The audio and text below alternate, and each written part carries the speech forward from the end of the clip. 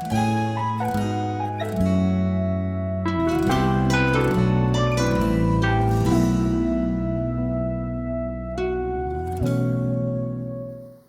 하나님 말씀을 함께 읽고 그동안 우리가 말씀을 나누었던 삶의 진정한 유익, 경건의 마지막 말씀을 여러분과 함께 나누도록 하겠습니다. 디모데전서 6장 6절에서 10절까지 말씀을 읽고 말씀을 묵상하도록 하죠. 말씀을 아마 거의 정말 10번 정도는 읽은 것 같죠, 그렇죠?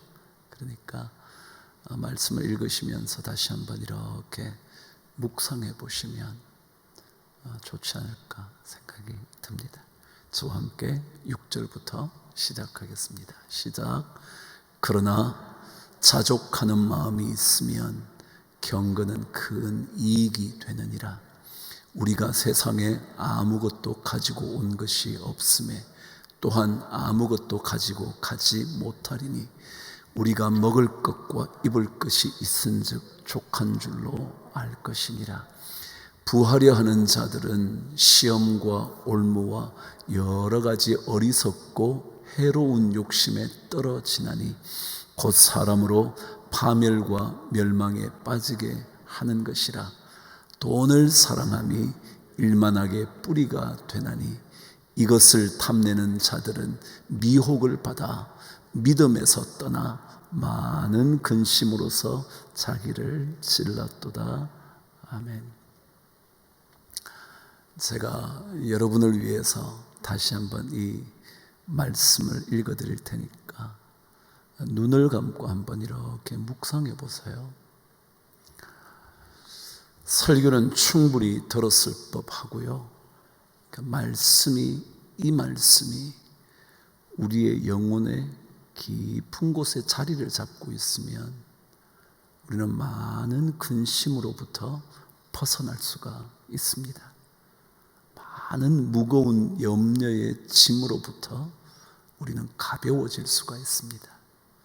말씀은 능력이고 말씀은 살아있는 하나님의 역사거든요. 그래서 이 말씀을 내 안에 자꾸 담아두세요. 그리고 그 말씀을 곱씹어 보세요. 그러나 자족하는 마음이 있으면 경건은 큰 이익이 된다는 이 말씀을 한번 자꾸 곱씹어 보세요. 제가 말씀을 전하는 것은 하나님의 이 능력의 말씀에 사족다는 것, 그 외에 뭐겠습니까? 이 말씀만으로도 우리는 충분히 하나님의 능력을 경험할 수 있는데 말이죠.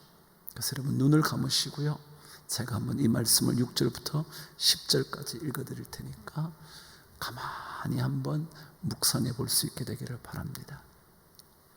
그러나 자족하는 마음이 있으면 경건은 큰 이익이 되느니라.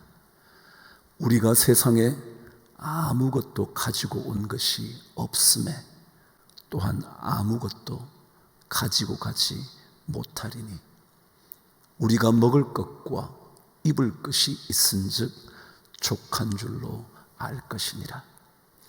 부하려 하는 자들은 시험과 올무와 여러 가지 어리석고 해로운 욕심에 떨어지나니 곧 사람으로 파멸과 멸망에 빠지게 하는 것이라. 돈을 사랑함이 일만하게 뿌리가 되나니 이것을 탐내는 자들은 미혹을 받아 믿음에서 떠나 많은 근심으로써 자기를 찔렀도다. 아멘.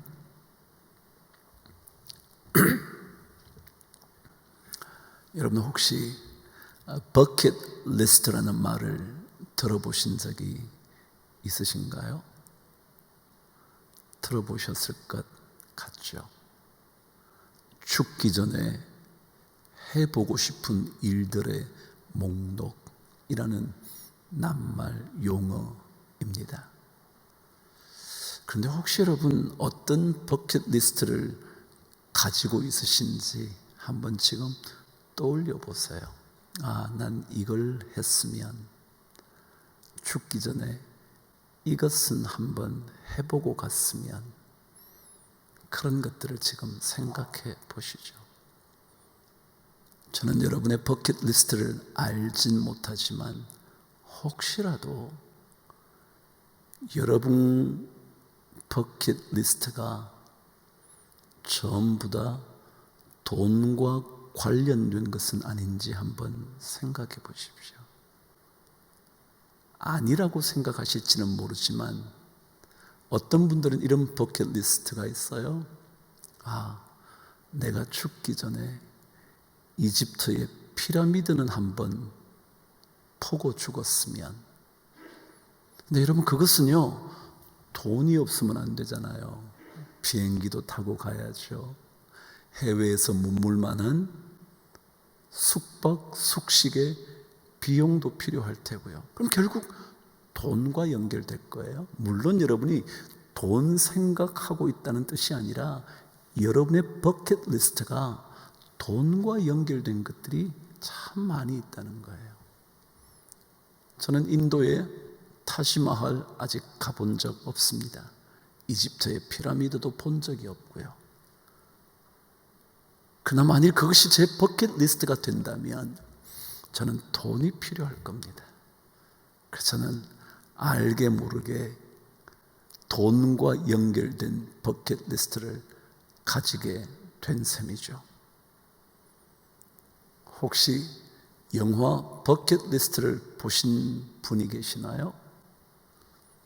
그 영화에는 두 노인이 죽음을 앞두고 마지막 그들의 해보고 싶은 일들을 하는 내용이 담겨져 있습니다. 예를 들어 하늘을 막 나는 거예요. 뭐라 그러죠? 스카이다이빙 그러나요? 그것을 하는 거예요. 그리고 방금 말씀드린 대로 인도의 타지마할을 가는 거예요. 그리고 만리장성을 가보는 거예요. 차 뚜껑이 없는 무게차, 무게 뚜껑이 없는 컨버러블 타고 쫙 달리는 거예요. 그리고 프랑스의 최고급 식당에서 저녁 식사를 하는 거예요. 그걸 하나 둘씩 이루어가면서 리스트를 치워갑니다. 그런데 그 영화의 마지막 쪽을 향하게 되면 그들의 버킷리스트는 돈과 관련 없는 리스트가 드디어 등장을 합니다. 그 중에 하나가 자신의 딸과 화해하는 그 리스트입니다.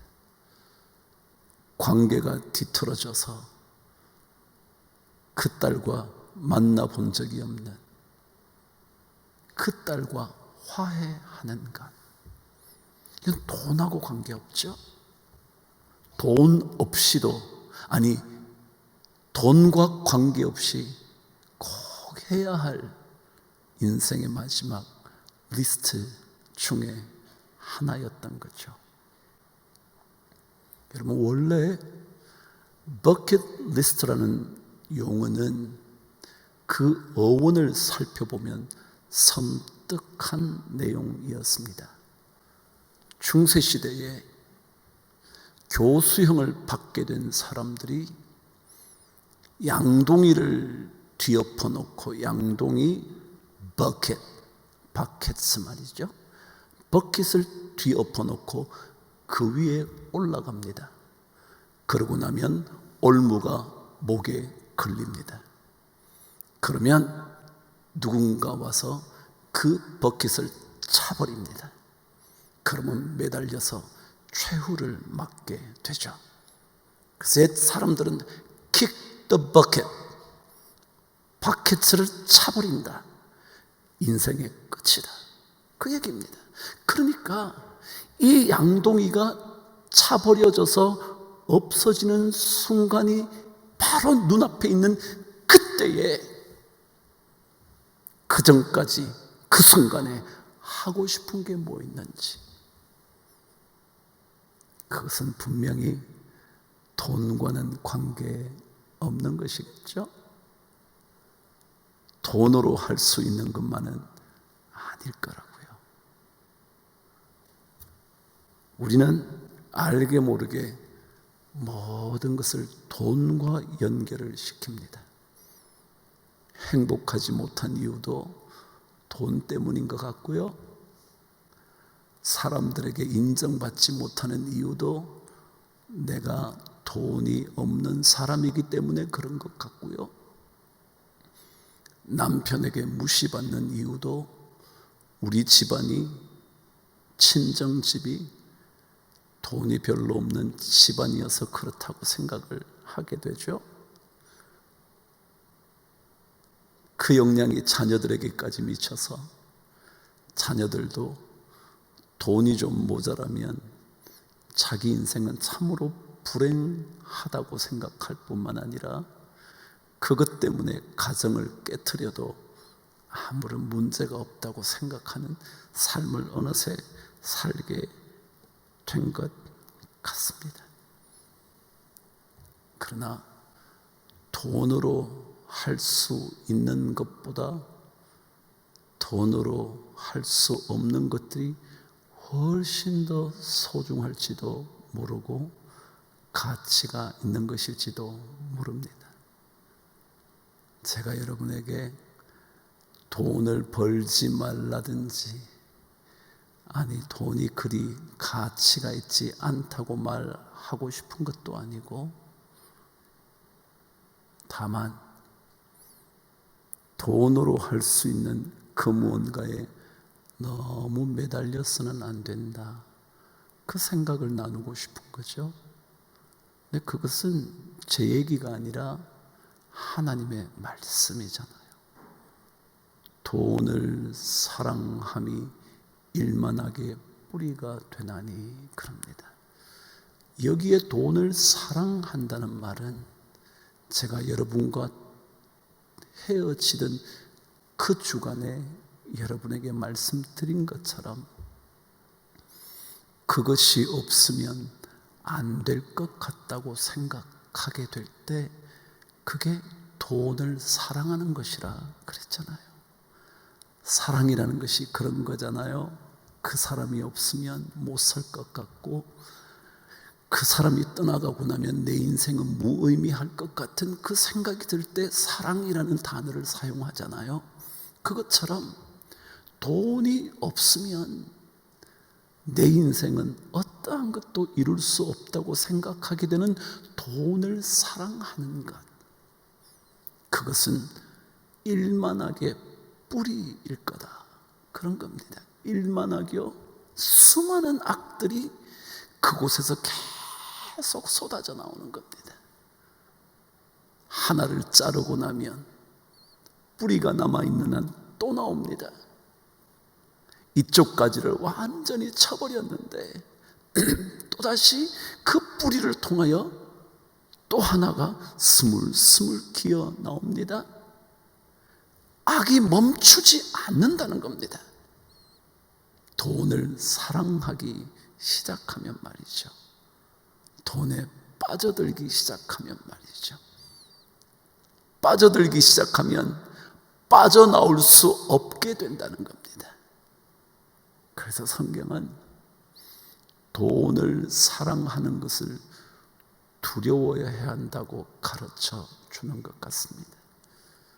돈이 가치가 없다는 뜻도 아니고, 돈 버는 일에 열심을 내지 않아야 한다는 뜻도 아니라, 돈을 사랑하는 일에만은 빠져들지 말아야 한다고, 아니 돈 사랑하는 일에는 두려워할 줄 알아야 한다고 가르쳐 주는 겁니다. 우리는 많이 가지고 많이 써도 진짜 만족이 잘 오지 않습니다. 그 참 이상한 거죠. 많으면 행복해야 되는데 많아도 행복하지 않을 때가 더 많은 겁니다. 그 행복이 채워지지 않자 우리는 엉뚱한 곳을 탐닉하게 됩니다. 약물에 의존하게 됩니다. 더 엄청난 것들을 꿈꾸다가 돈이 점점 더 우리의 삶을 무너뜨리게 만드는 악의 뿌리가 되어버리고 맙니다. 돈을 가진 사람들이 쓰기 시작하면 사라지는 것이 두려워집니다. 그래서 또다시 돈 사냥에 나서는 겁니다. 그래서 악한 생각을 하고 악한 계획을 하고 악한 행위를 서슴지 않습니다. 돈이 있으면, 아니 돈의 문제에 빠져들기 시작하면 부모가 보이지 않습니다. 형제 정도야 충분히 죽일 법도 합니다.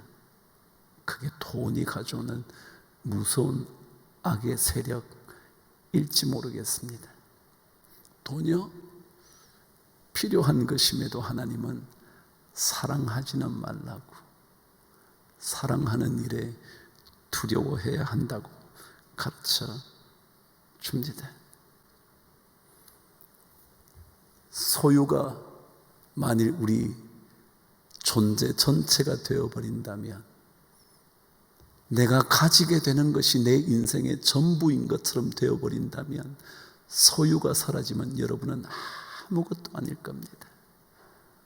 돈이 없으면 버킷리스트도 이루지 못할 정도가 되어버릴 겁니다. 그러나 돈과 관계없이 이루어질 수 있는 소중한 것들, 언젠가 여러분에게 말씀드린 죽을 때 후회하는 25가지의 책을 보면 거기에는 돈보다 더 중요한 이야기들을 더 많이 남겨놓습니다. 내 주변에 사랑하는 사람들에게 고맙다는 말을 더 자주 할 걸. 돈과 관계없었습니다. 돈이 있으면 어쩌면 더 고맙다고 말하지 않을 가능성이 많습니다. 돈을 많이 가지고 있기 때문에 누군가의 도움도 필요 없어서, 그 사람에게 감사하다는 말을 할 필요도 없어서, 그 사람을 진정으로 사랑할 필요도 없어서, 왜냐하면 돈이라면 사랑도 살 수 있다고 착각을 하면서 살 것이고, 돈만 있으면 어느 때든지 필요한 것들을 얻어낼 수 있다고 생각하니까 고맙다는 말, 사랑한다는 말, 친절을 베풀 일도 전혀 없는 이런 것들이 어쩌면 죽기 전에 후회가 되는 25가지 중에 탑 리스트를 차지하는 것일 겁니다. 오늘 성경은 우리에게 돈을 사랑하게 되면 어떤 결과가 일어나는가 또다시 상세하고도 세밀하게 설명을 합니다. 다시 한번 말씀드립니다. 돈과 결별하라는 말도 아니고 돈을 벌 필요가 없다는 의미도 아닐 것이고 돈이 가치가 없는 것이라고 말하고 있지도 않습니다. 돈 사랑하는 문제에 관한 얘기라는 것 꼭 새겨두시면서 확인해 보시죠. 그런데 오늘 성경은 우리들에게 돈을 사랑한다는 단어를 다르게 표현을 하고 있는 것, 그것이 탐낸다라는 단어입니다. 돈을 사랑하는 것이 일만하게 뿌리가 되나니 이것을 탐내는 자들은 그랬습니다. 탐을 낸다. 이 단어의 원래 뜻이 뭐냐면 사모하다라는 뜻입니다. 그러니까 사랑한다는 단어와 탐낸다는 단어는 조금도 다를 바가 없습니다. 반복해서 사용함으로 오히려 강조하고 있는 거죠. 돈을 사랑하고 돈을 사모하는 이것이 가져오는 결과가 있다는 거죠. 근데 원래 이 탐낸다는 단어는 사모한다는 뜻을 가지고 있는데 그 단어의 전체 의미는 이렇습니다. 사모함으로 말미암아 결국은 파괴적인 결과의 희생 제물이 되는 것, 그게 탐낸다는 단어의 의미입니다. 다시 한번요, 무언가를 탐낸다는 것은 그것을 사모하다가 그 결과가 파괴적인 힘에 의하여 희생 제물이 되어버리는 그것을 가리켜 뭐라 그러냐면 탐낸다 그러는 겁니다. 그러니까 사랑하고 탐내는 일은 결코 우리들에게 건설적이고 살려놓고 무언가를 일으켜주는 결과를 가져오는 것이 아니라 반드시 파괴적인 힘의 희생의 제물이 되어버린다. 이게 탐낸다는 단어의 의미입니다. 그래서 돈을 탐낸다는 것은 그것이 돈이 자신의 인생의 최고의 이상이 되는 겁니다. 아이디얼. 내가 그거 쫓아가야지. 그래서 자신의 삶을 그 파괴적인 힘의 희생 제물이 될 줄도 모른 채 자신의 삶을 그 욕망에 자꾸 매달려 가는 겁니다. 내 것이 아닌데도 가지고 싶은 겁니다. 그건 분명히 내 것이 아닌데 자꾸 가지려고 생각합니다. 나에게 이 정도면 있으면 되는데도 불구하고 더 가지고 싶어 합니다. 그게 탐내는 겁니다.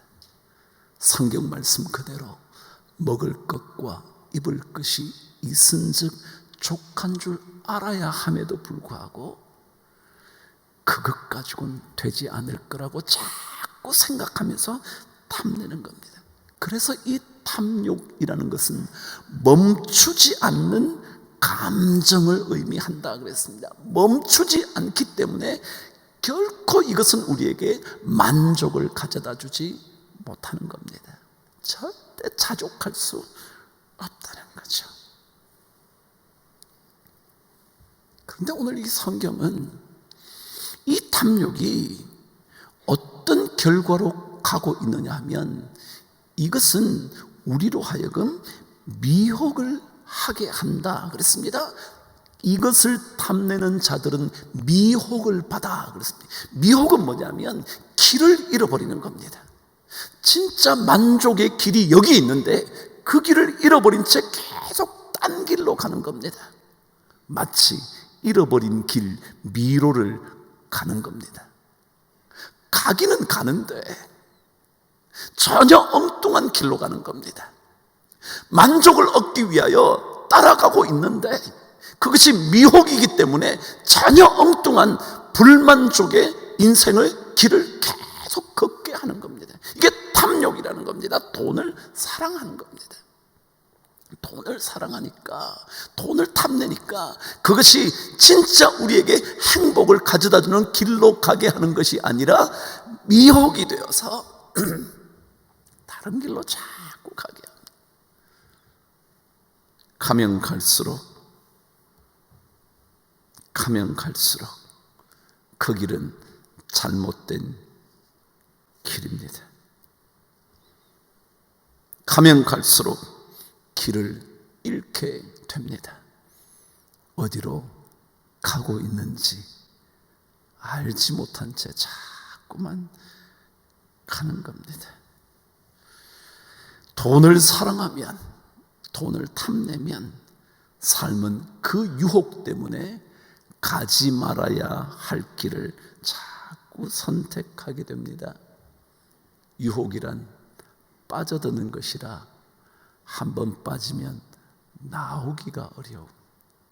빠져나오기가 어려워. 잘못된 길임을 깨닫게 됨에도 불구하고 끊을 수 없는, 이게 무서운 거잖아요. 그래서 일만하게 뿌리다 계속 강조합니다. 제가 지난 시간에 이 돈을 사랑하게 되면 제일 큰 문제가 뭐라 그랬냐면 믿음에서 이탈하는 거다. 왜냐하면 믿음은 하나님을 신뢰하는 것이고 돈을 사랑하는 것은 돈을 신뢰하는 것이기 때문에 주님 말씀 그대로 재물과 하나님을 겸하여 섬길 수 없다는 그 명백한 주님의 말씀에서 우리는 어느 한쪽을 선택할 수밖에 없는, 그래서 돈을 사랑하면 믿음에서 떨어져 나가는 것은 당연하게 된다는 거죠. 돈은 진짜 평안이 아니라 가짜 평안을 주거든요. 가짜 평안은 그게 뭐냐면 근심이라는 겁니다. 그래서 믿음에서 떠나면 많은 근심이 생긴다고 성경은 그대로 적어 놓습니다. 믿음을 놓치면 돈이 있어도 근심이 더 많습니다.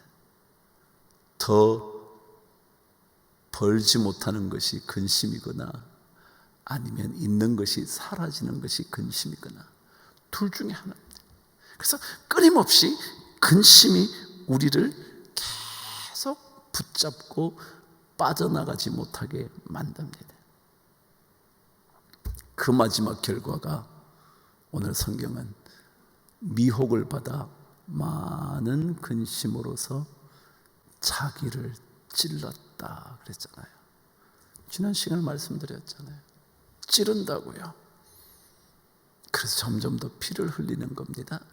마침내 피 흘리다가 쓰러지는 겁니다. 어찌 이것을 유익한 삶이라고 성경이 가르쳐 줄 수가 있겠습니까? 어찌 그것이 우리의 삶에 진짜 유익을 줄 수 있는 거라고 말할 수 있겠습니까? 그러니까 그럴 수 없다는 것을 주님이 아시고 돈을 사랑하면 안 된다. 사도 바울을 통하여 계속 강조하는 겁니다. 왜냐하면 그것이 우리를 스스로 공격하는 거거든요. 돈 때문에 부모가 아무 소용없습니다. 돈 때문에 부모를 죽이고도 아무런 죄책감을 느끼지 않을 정도가 되는 사람도 참 많습니다.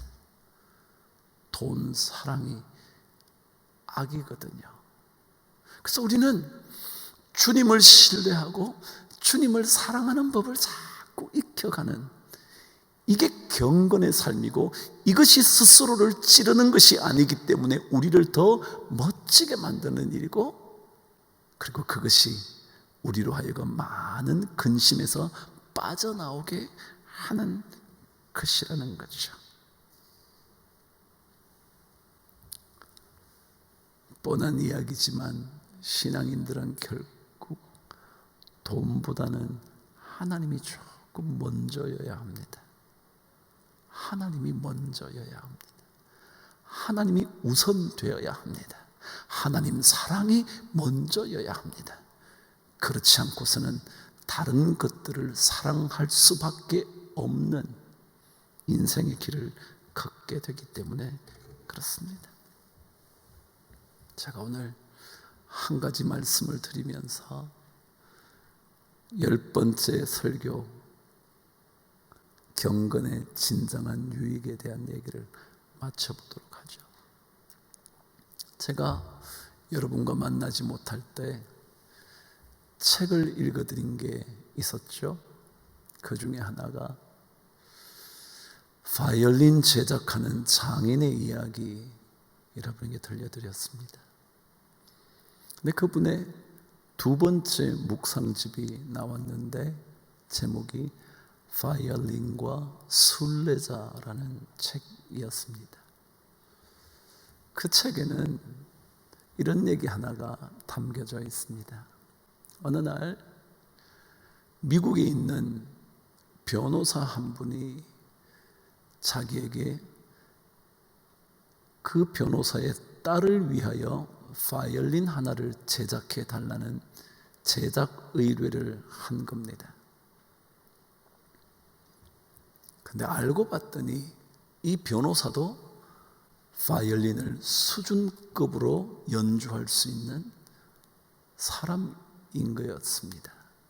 그래서 그랬는지 그가 요구하는 사항이 참 많았습니다. 예를 들어 공명은 이렇게 했으면 좋겠다든지, 지현의 소리는 이런 식으로 놔줬으면 좋겠다든지, 아주 세밀하게 요구를 해왔다는 겁니다. 그래서 드디어 제작을 2년 이상이 걸려서 제작을 해서 그 딸에게 보냈는데 너무나 만족스러웠다는 거죠. 그래서 이 아버지가 딸에게 그 바이올린을 주었음에도 불구하고 틈만 나면 딸의 바이올린을 가지고 자꾸 연주를 한다는 겁니다. 그래서 이 딸이 아빠도 하나 제작하면 되는데 왜 자꾸 자기 걸 사용하냐. 그래서 이 아버지가 다시 슐레스케라는 이 마르틴 슐레스케라는 제작 장인에게 하나를 더 의뢰를 한 겁니다. 의뢰를 하면서 또다시 내가 사용할 이 바이올린이 이렇게 했으면 좋겠다고 막 얘기합니다. 음색은 어떻게 되었으면 좋겠고, 그것이 가지고 있는 조음은 이런 형태로 이루어졌으면 좋겠고, 울림은 이렇게 나면 좋겠고. 여러분, 바이올린도 저항이라는 게 있습니다. 이런 소리를 낼 때, 그것과 맞부딪힐 때 그것을 이겨낼 수 있는 그런 저항하는 힘은 이 정도였으면 좋겠고, 너무 세부적으로 얘기하더라는 겁니다. 그런데 그 마지막 이야기가 이러했답니다. 제가 바이올린을 연주하는 행위가 저의 기도가 되는 그런 바이올린을 제작해 주시기를 바랍니다. 내가 바이올린을 연주할 때 그것이 기도가 되는 바이올린이면 좋겠습니다.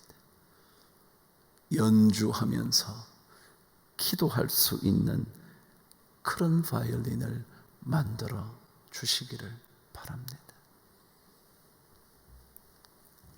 여러분, 저는 우리 모든 성도들이 우리 모두에게 필요한 돈을 버시면서 그 일이 기도가 될 수 있는 경건의 은혜가 꼭 있었으면 좋겠습니다. 돈이 필요 없지 않잖아요. 다 필요한데 그 돈에 우리의 인생에 수많은 시간을 소비하게 될 때, 그때 그 일이 하나님께 기도가 될 수 있도록 그런 경건의 은혜를 여러분이 꼭 경험할 수 있게 되기를 바랍니다. 그래서 돈을 버는 그 모든 시간들을 통하여 하나님을 더 신뢰하게 되고, 그리고 하나님께 주신 자족의 은혜가 풍성해지는 그런 우리 성도님들 다 될 수 있다면 참 좋을 것 같습니다.